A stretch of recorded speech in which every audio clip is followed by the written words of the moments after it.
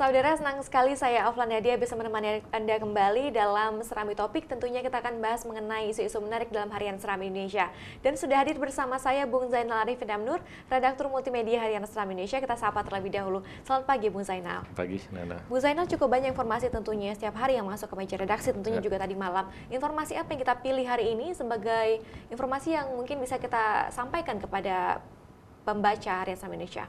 Ya Nana, ya kemarin ini kan ada 3 topik bencana yang kemudian kita turunkan ya.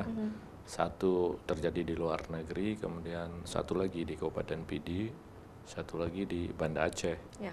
Yang di luar negeri tepatnya di Malaysia. Kemudian kita pilih kenapa ini harus kemudian kita turunkan ke halaman 1. Karena ternyata cukup banyak orang yang berkepentingan, yaitu karena banjir dan angin topan ini terjadi di Pulau Pinang. Dan orang Aceh itu kebanyakan memang ke Pulau Pinang ya berobat.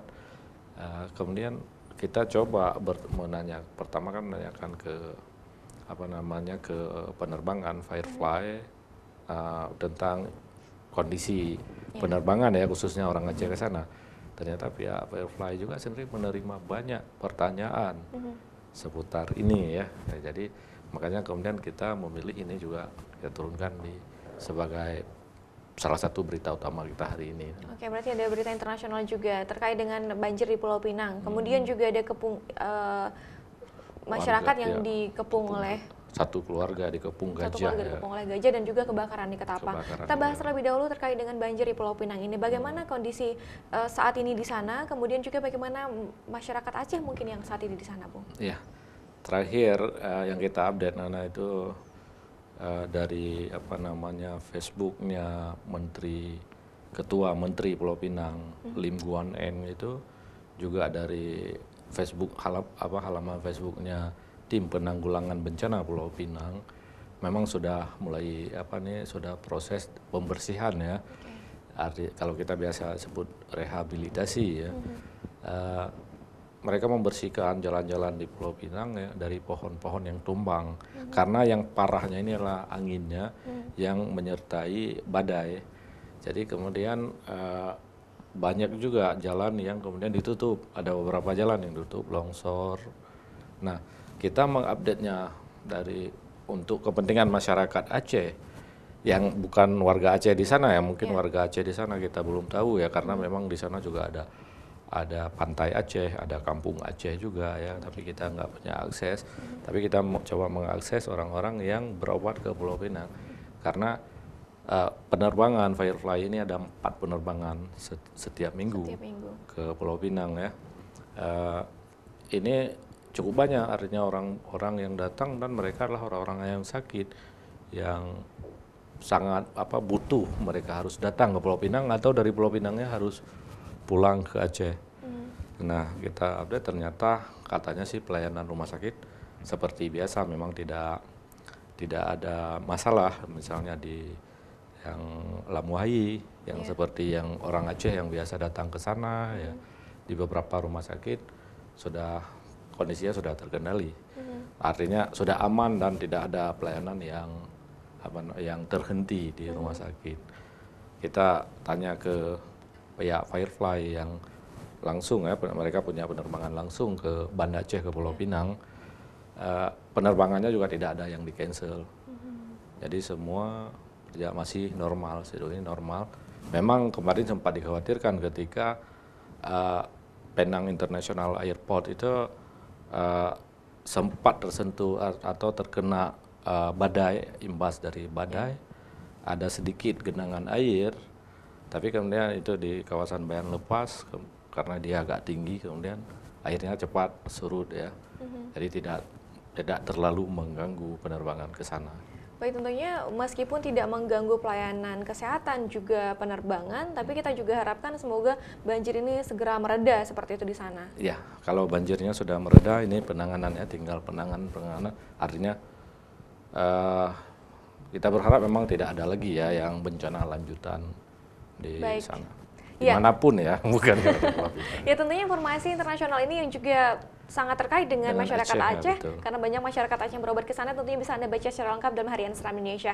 Informasi kedua, Bung, terkait dengan satu keluarga yang dikepung di kebun oleh kawanan gajah. Seperti apa informasi ini? Ya, ini memang keberadaan gajah liar di kawasan Tangsi, Gempang, Mane, ini memang sudah cukup lama ya. Mila juga ya di kawasan Pidi itu. Ya. Jadi kemarin kita dapat satu informasi, satu keluarga ada ibu sama suaminya, juga ada anak kecil. Mereka seperti biasa datang ke kebun ya, kemudian menggarap kebun. Nah, ketika mau pulang pada sore hari, mereka nggak bisa pulang karena gajahnya berada di sekitar kawasan kebun mereka. Okay. Jadi ya mereka kan perasaan mereka ini seperti nggak berani ya untuk pulang karena gajahnya seperti mengelilingi ya, seperti mengepung seperti itu Pak. Walaupun memang gajahnya cuma mereka kan berjalan-jalan sendiri di sana ya, tapi tetap dikhawatirkan keselamatan mereka. Berapa lama mereka dikepung, Bung? Nah, ini sampai beberapa jam ya, kemudian datang anggota TNI ya kebetulan melintas memberi pertolongan, dan akhirnya mereka bisa dievakuasi keluar. Baik, kita beralih ke informasi satu lagi, Bung, juga terkait dengan bencana yang terjadi, baru kemarin terjadi seperti itu, kebakaran di Ketapang, Banda Aceh. Seperti apa informasi ini? Ini juga cukup mengagetkan kita ya. Dan ini memang ada pelajaran di sini ya, artinya walaupun bencana biasa ya, kebakaran, apalagi ini kebakaran cuma 2 rumah ya, tapi ada pelajaran yang sangat berharga kita petik di sini ketika seorang gadis 22 tahun ini meninggal dunia. Dia sempat keluar ya, ketika rumahnya terbakar dia sempat lari keluar, tapi kemudian dia masuk kembali. Oke.